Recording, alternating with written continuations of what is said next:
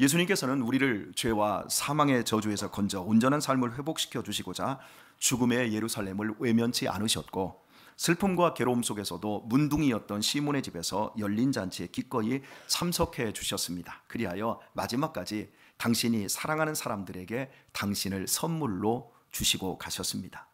제가 알고 있는 입양 가족 중에는 이름만 들어도 알만한 기업을 일구시고 큰 교회 장로로도 헌신한 분이 계십니다. 이분이 암에 걸리셔서 많은 고통을 치르셨고 더 이상 회복할 수 없는 지경이 되자 가족과 여러 지인들을 당신의 집으로 초청하여 잔치를 열었습니다. 당신은 한 입도 넣지 못하는 뷔페 음식을 배설하고 침대에 누운 상태로 사람들을 맞이하고 이렇게 말을 했답니다. 오늘 와줘서 감사합니다. 그동안 사랑과 신의에 감사드립니다. 행복했습니다. 먼저 갑니다. 이 다음에 천국에서 만납시다. 바싹 말라서, 대장암으로 바싹 말라서 뼈만 남지 않은 가운데서 토해낸 신음과 같은 말이었던 겁니다. 먼저 갑니다. 이 다음에 천국에서 만납시다. 함께한 사람들 역시 사장님 감사했습니다. 장로님 감사했습니다. 아빠 고마워요. 사랑합니다. 안녕히 가십시오. 천국에서 다시 뵙겠습니다. 이렇게 인사를 하고 손을 잡고 감사와 아쉬움에 눈물을 흘렸습니다. 그리고는 큰 거실에 배설된 맛난 음식을 먹으며 기쁨과 즐거운 담소를 나누며 잔치가 무르익었습니다. 장로님께서는 당신의 방에서 문을 열어놓고 이 모습을 지켜보며 흐뭇함으로 미소를 지으셨습니다. 그리고 장로님의 시간은 그날 거기서 멈추어 버렸습니다. 미소를 가득 머금은 채 눈을 감은 장로님의 얼굴은 그냥 잠자는 것 같았다고 그 부인께서 말씀해 주셨습니다. 그 부인께서 저한테 이 얘기를 여러 번 해주시면서 참 내 남편은 복 있는 사람이었다라고 이렇게 이야기를 하더라고요. 사랑하는 우리 교우 여러분, 우리 역시도 인생의 마지막 시간을 분명히 맞이할 터인데 그때 여러분은 어떻게 맞이하려고 하십니까? 저는 노년에 충분히 거동할 수 있음에도 약간의 지병과 가정에 좋지 않은 일을 부끄러움으로 갖고 예배 생활을 포기한 채 성도들과의 교제를 일방적으로 끝내는 목사님들과 교회의 중직자들을 많이 보아왔습니다. 마지막 죽음의 시간이 올수록 활기와 우아함이 없어지는 것 때문에 사람들과 단절해 버리고 혼자 방 안에서 죽음을 기다리는 것이 좋은 일일까요? 유종의 미라는 차원에서 학교를 졸업하거나 회사를 퇴사하는 일들 속에서 잘 마무리하는 것이 얼마나 중요한 일입니까? 그렇다면 삶을 종결하는 일이야 말해 더 무엇하겠습니까? 죽음은 결코 영원한 결별이 아니지 않습니까? 우리의 죽음은 천국으로 이사하는 것이며 또 다시 만날 것이고 마지막 날에는 다시 살아날 소망을 가지지 않습니까? 저와 여러분은 죽음보다 더 큰 믿음을 가진 축복의 사람들입니다. 그런데 마지막 남은 삶에 무책임하다라는 것은 직무유기 아닐까요? 평생 장애와 암으로 투병하면서도 주옥 같은 신앙의 책들을 써낸 미우라 아야코, 대표작은 빙점입니다. 이 미우라 아야코가 인생의 끝자락에 섰을 때 이렇게 말을 했습니다. 나에게 남은 마지막 사명은 죽음이다. 그렇습니다. 크리스찬의 사명은 죽음까지입니다. 목사로서 목사직을 마치는 것까지가 사명이 아니라 장로님으로서 권사님으로서 또 여러분이 이 교회에서 어떤 직을 맡았을 때 그 직을 감당하는 것까지가 사명이 아니라 우리의 죽음까지가 사명이라고 하는 겁니다. 주님께서 마지막에 보여주신 이 베다니에서의 잔치야말로 우리 역시 내 마지막을 장식해야 할 사명의 모습인 겁니다. 교우 여러분, 우리에게는 시간의 차이만 있을 뿐 더 이상 먹을 수 없고 삶을 누릴 수 없고 숨을 더 이상 쉴 수 없는 날이 반드시 올 것입니다. 우리가 익숙하게 들이마시고 내쉬는 이 숨을 언젠가는 내쉬었을 때 다시 못 들여 마시든지 들여 마시고는 다시는 못 내쉬든지 그런 날이 반드시 옵니다. 그때 나의 뒤를 따라오는 후손과 후배들에게 죽음을 능가하는 하늘의 소망을 마지막으로 선물하고 떠나도록 하십시다. 우리 주님께서 마지막까지 당신의 사랑을 쏟아붓는 잔치자리에 놀라운 사건 하나가 일어납니다.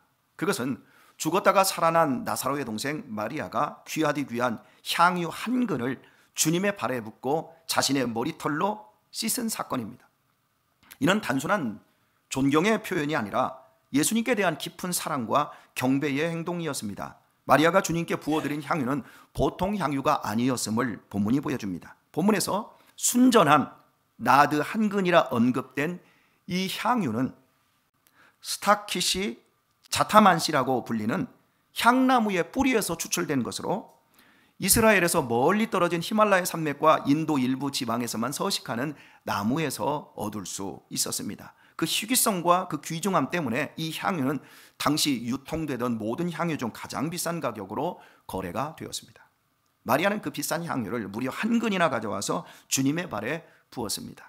그리고 그것도 모자라 자기의 머리카락으로 주님의 발을 씻어드렸습니다. 이 같은 마리아의 행동을 이해하는 사람은 없었습니다. 오직 마리아와 예수님만 아는 행동이었습니다. 마리아가 부어드린 향유는 그의 미래였습니다. 부자들은 미래를 대비하여 언제든 현금으로 만들 수 있는 금이나 유명 화가의 그림이나 희귀품들을 사둡니다. 여러분은 집에 혹시 금두꺼비가 있나요? 이 금두꺼비는 언제든지 현금화 시킬 수 있는 거잖아요. 미래를 위해서. 은행을 못 믿으니까. 또 유명한 화가의 그림들이 저 에버랜드의 그 뒤에 가면 누구 별장이 있어요. 거기에 엄청나게 쟁여져 있잖아요.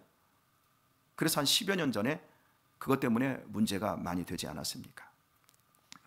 아무리 돈 가치가 떨어지는 인플레이션이 와도 결코 그 가치가 떨어지지 않을 것들로 미래를 대비합니다. 향유 나드가 그런 역할을 하는 겁니다. 마리아 역시 자신의 미래의 어느 경점에서 사용하고자 나드 향유를 사놓은 것입니다. 이 향유는 오빠 나사로가 죽었을 때도 쓰지 않았습니다. 그만큼 더 중요한 미래가 그에게 있었던 것입니다. 그것이 무엇일까요? 자신의 결혼일까요? 언젠가는 써야 될 향유였습니다. 자신의 미래였습니다. 그런데 마리아는 미래를 위해 준비해 둔 향유를 먼지와 흙투성이인 예수님의 발에 쏟아부었습니다. 마리아는 향유 그 이상의 가치를 예수님에게 본 것입니다. 자신의 미래 그 이상을 본 것입니다. 그것이 과연 무엇이었을까요? 그녀 역시 오빠 나사로가 죽었을 때 예수님을 영접지 않고 원망했었습니다. 여기 계셨더라면 내 오라비가 죽지 않았을 것입니다 라고 했던 그녀는 예수님을 인간적인 차원에서 바라보았더랬습니다. 그러나 죽은 지 나흘이나 지나 썩은 냄새가 진동하는 오빠를 살려내는 모습을 보았을 때 마리아는 예수님이 하나님이심을 깨달았습니다. 그런데 마리아는 이런 예수님을 향해 원망을 쏟아부으며 냉대하고 불신했었던 것입니다. 그때 주님께서도 이런 마리아의 불신 앞에서 눈물을 흘리셨습니다. 생각할수록 회한이 가슴에 밀려오는 일입니다. 저는 제 어머니에 대해서 생각하면 생각할수록 정말 회한이 이 안에 있습니다. 어린 시절에 왜 그렇게 속을 썩었는지, 썩혀드렸는지 생각할수록 이 안이 먹먹해집니다. 그래서 이번에 MMPI 검사, TCI 검사, 문장 검사를 하는데 제 내면에 어머니에 대한 그 아픔이, 그 미안함이 굉장히 큰 자리로 차지하고 있다. 이렇게 검사 결과 밝혀지더라고요. 하나님이신데 그 하나님을 눈물 흘리게 만들었어요. 그 하나님을 불신했었어요. 원망했었어요. 마리아의 가슴에 회한이 차 있습니다. 그러나 이제 다시 찾아오신 주님께 더 이상 그 주님을 실망시켜드리거나 주님을 울게 해드릴 수 없었습니다.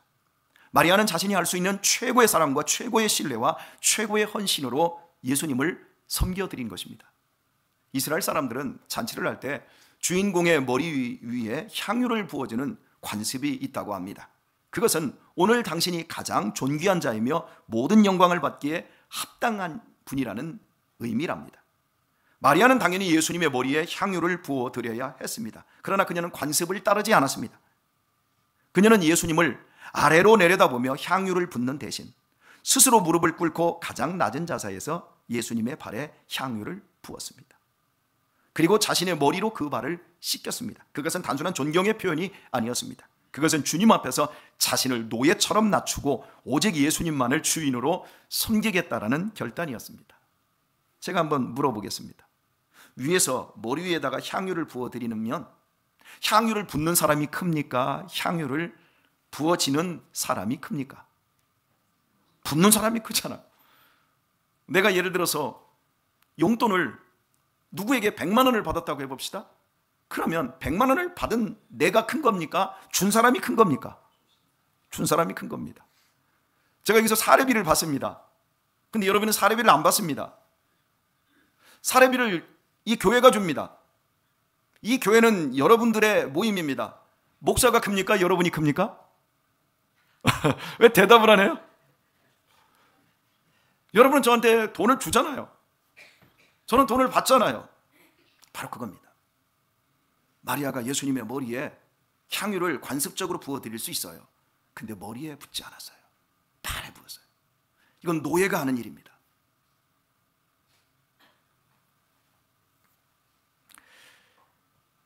어느 손님에게 주인이 이렇게 할 수 있겠습니까? 이것은 마리아가 주님께 바치는 그의 예배이며 경배였습니다. 자신의 모든 것을 맡기고 바침으로 주님을 높여드리는 찬양이었습니다. 그리고 주님을 향한 신앙 고백이자 믿음이었습니다. 마리아는 아무 말도 하지 않았습니다. 그에게는 말이 필요치 않았습니다. 여러분, 드리는 자는 말을 안 해야 됩니다. 교회에서 헌금을 제일 많이 하는 사람은 말을 안 해야 됩니다. 교회에서 헌신을 제일 많이 하는 사람은 말을 안 해야 됩니다. 말은 누가 해야 됩니까? 헌신을 안 하는 사람들. 그런 사람들이나 말을 해야 됩니다. 마리아는 아무런 말도 하지 않았습니다. 사람들이 자신을 비난해도 그는 아무런 대꾸도 하지 않았습니다. 왜냐하면 이 같은 그의 헌신과 예배는 그의 확신에서 나온 것이기 때문입니다. 그는 향유를 아껴둘 이유가 전혀 없었습니다. 예수님이 그의 모든 것이었습니다. 이제는 죽음도 미래도 어떤 걱정도 그에게는 없어졌습니다. 주님께 다 맡겼기 때문입니다. 마리아가 향유를 깨트렸을 때 그의 불신앙도 깨졌고요. 그가 눈물과 머리털로 주님의 발을 씻길 때 그의 죄악도 씻겨나갔습니다. 바로 그 순간 집안이 온통 향기로 가득 차게 되었습니다. 그 향기는 단순한 향기가 아니라 마리아의 헌신과 예배에서 비롯된 향기였습니다. 그리고 그 향기는 2000년이 지난 오늘까지도 우리에게 깊은 감동을 주는 영적인 향기로 남아 우리에게 지금 예배에 대해 말씀하고 있는 것입니다. 마리아가 이렇게 헌신적인 예배를 주님께 드릴 수 있었던 진짜 이유에 대해서 생각을 해보도록 하겠습니다. 단순히 예수님께서 죽은 오빠를 살림으로 하나님이심을 알아보았기 때문에 마리아가 이렇게 헌신된 예배를 드린 것이 아닙니다. 예수님이 하나님이심을 안다고 다 헌신하고 예배하는 것 아닙니다. 지금도 예수님을 바르게 알면서도 예배치 않는 사람들은 얼마든지 있습니다. 마리아의 헌신과 예배는 자신 같은 부족한 죄인을 예수님께서 여전히 사랑하시고 다시 찾아와 주신 데에 있습니다. 이것이 진짜 이유입니다. 마리아의 원망과 냉대, 그리고 당신의 흘린 눈물, 그 일 이후 주님께서 찾아와 주시지 않았다면 마리아의 오늘의 헌신은 없는 겁니다. 나도 향유 한 근이 아니라 1000근을 준비해 놓았던들 주님께서 마리아에 대해서 속상해하시고 찾아오시지 않으셨다면 아무런 소용이 없는 일인 겁니다. 마리아의 영적 향기는 주님께서 찾아와 주셨기에 헌신할 수 있었고 예배할 수 있었고 소리 없이 울면서 찬양할 수 있었던 것입니다. 여러분 꼭 기억하십시오. 우리의 예배는 하나님이 먼저 찾아와 주심으로만 가능하다라는 것을요. 하나님이 우리를 먼저 사랑하셨습니다. 하나님이 먼저 우리를 위해 당신의 귀한 몸과 목숨을 헌신의 제물로 드려주셨습니다. 그것이 아무리 사실이고 아무리 진리라 할지라도 주님께서 성령으로 우리 마음에 찾아와 주시지 않는다면 우리는 믿을 수가 없습니다. 성령님이 우리 마음에 오셔서 예수님을 구주로 믿게 해 주셨습니다. 그 은혜에 힘입어 저와 여러분이 여기에 있습니다. 그뿐만이 아닙니다. 주님께서 먼저 찾아와 주셨음에도 불구하고 저와 여러분 역시도 원망하고 불신할 때가 얼마나 많았습니까? 그럼에도 예수님께서는 여전히 우리를 사랑하시고 다시 찾아와 주셨기에 우리가 지금 여기에 있는 것입니다. 마리아가 경험한 은혜가 우리에게도 동일하게 임했기에 우리도 예수님께 가장 귀한 것을 드릴 수 있는 기회를 지금 부여받고 있는 것입니다. 우리 역시 우리의 삶이 아름다운 향기로 승화될 수 있는 예배의 자리로 초청받았다는 것을 여러분 결코 잊지 마시기를 바랍니다. 예수님께서는 마태복음 26장 13절에서 이 여자가 행한 일도 말하여 저를 기념하라. 이 여자가 행한 일이 기념하라. 이 여자가 행한 일도 말하라는 거예요. 그래서 저를 기념하라. 여기 계신 모 장로님이, 모 권사님이 행한 일을 말하여 기념하라. 우리의 후대가 기념하라. 제 목양의 계획 속에 여러분에게 한 17년 전부터 말씀을 드렸던 것 중에 하나가, 우리가 좀 더 큰 마당이 있고 예배당이 있고, 그러면 큰 바위에다 우리 교회를 거쳐가며 헌신했던 사람들의 이름을 기록하고 그 바위 위에 새겨서 기념을 했으면 좋겠다. 혹시 기억하시는 분들 계실 거예요. 예, 저는 아마도 수양관 쪽이라도 나중에 큰 바위에 다 이름을 새겨서 기념하고 싶습니다. 그래서 우리 후배들이 그걸 보면서 앞전에 믿음의 선배들이 이렇게 교회를 세워갔구나. 그리고 우리의 후손들이 그 자리를 가끔씩 찾아오고 또 명절에 그런 곳에서 모여서 함께 예배할 수 있다고 한다면 참 좋겠다라는 생각을 하고 있습니다. 아마 언젠가 이게 현실화 될 거라고 저는 생각합니다. 결코 우상 숭배 아닙니다. 이 여자가 행한 일도 말하여 저를 기념하라 분명히 말씀하고 있습니다. 마리아의 헌신은 단순한 순간의 행위로 끝나지 않았고요, 믿음의 사람들이 영원히 기억해야 할 일이었습니다. 유치만년 유방백세라는 고사성어가 있습니다. 악한 삶의 냄새는 만년을 가지만 아름다운 삶의 향기는 100년을 간다는 뜻입니다. 여러분, 믿음 생활, 그리고는 여러분 부모로서의, 남편으로 아내로서의 삶을 잘 사셔야 합니다. 악취는 만년을 갑니다. 그러나 좋은 향기는 100년밖에 안 갑니다. 100분의 1밖에 되지 않습니다. 그냥 되는 대로 살고 대충 살아도 나쁘게 삽니다. 당신이 나빠지기를 위해서, 당신이 악해지기를 위해서 당신이 무슨 일을 해야 됩니까? 아무 일도 하지 마십시오. 그냥 닥치는 대로 사십시오. 그러면 망가지고 나빠집니다. 그러나 좋은 삶, 향기로운 좋은 삶, 100년, 나의 자식들과 나의 손주들까지 책임질 수 있는 100년의 그 삶은요, 여러분이 이를 악물고 분투하지 않으면 결코 이룰 수 없는 삶이라는 걸 여러분 기억하셔야 돼요. 남보다 못한 음식을 먹어도, 스타벅스 못 가도, 근사한 뷔페 못 가도, 남보다 초라한 옷을 입고 남보다 못한 차를 타도 삶에는 아무런 문제가 없습니다. 남보다 조금 못한 직장에 다니고 남보다 조금 못한 집에서 살아도 내 인격과 신앙에는 전혀 문제될 것이 없습니다. 그러나 하나님의 말씀대로 살지 않으면 우리의 인생에는 반드시 문제가 생깁니다. 참된 헌신, 진정한 예배를 드리지 않으면 이 세상이 고난을 우리에게 줄 때 그것을 극복할 수가 없고요, 유혹과 시험을 이겨낼 길이 없습니다. 녹이 밖에서 오는 것이 아니라 속에서 생겨 쇠 전체를 부식시키듯 예배에 실패하는 인생의 결과 역시 동일합니다. 그 삶은 반드시 썩어 문드러져 결국 악취를 풍기다가 소멸하는 비극적인 인생으로 끝나고 맙니다. 그러나 참으로 헌신하며 진정으로 예배하는 사람은 죽을 때까지 월세를 못 면하고 다 썩은 중고차를 타고 일용직으로 겨우 살고 당근에서 구입한 헐값의 옷을 입고 살아도 그 삶은 고난과 시험을 이기며 진한 영적 향기를 남기는 삶으로 열매 맺게 되어집니다.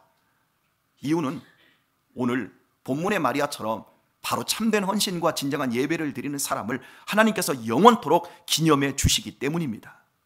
그러므로 우리는 어떤 예배를 드려야 될까요? 우리의 삶을 어디에 헌신해야 할까요? 주님께서 기념해 줄 만한 헌신자가 되도록 하십시다. 주님께 기억될 만한 예배자가 되도록 하십시다. 잠시 잠깐 오면 썩어 문드러질 육신을 영원한 향기로 바꿀 수 있습니다. 그 길이 지금 나에게 남겨진 삶과 오늘 드려지는 이 예배의 성패에 있다는 걸 아십니까? 우리 어떤 예배를 드려야 하겠습니까? 형식이 아닌 삶 전체를, 입술의 찬양을 넘어 헌신으로 나의 뜻이 아닌 하나님의 뜻을 따르는 예배를 드려야 할 것입니다. 오늘의 말씀을 맺겠습니다. 우리가 주님께 드리는 예배는 단순한 종교적 의무가 아니라 우리 자신을 주님께 온전히 드리는 헌신이어야 합니다. 나의 헌신과 예배는 미래까지도 맡길 만큼 온전합니까? 우리는 모두 언젠가 마지막을 맞이하게 될 것입니다. 그 마지막 순간에 예수님의 향기로 가득 찬 삶을 남길 것인가, 아니면 헛된 세상의 악취만을 남길 것인가 생각해야 합니다. 그러므로 이제 마리아처럼 예수님을 가장 소중히 여기며 삶 전체가 헌신이 되고 예배되도록 살아가도록 하십시다.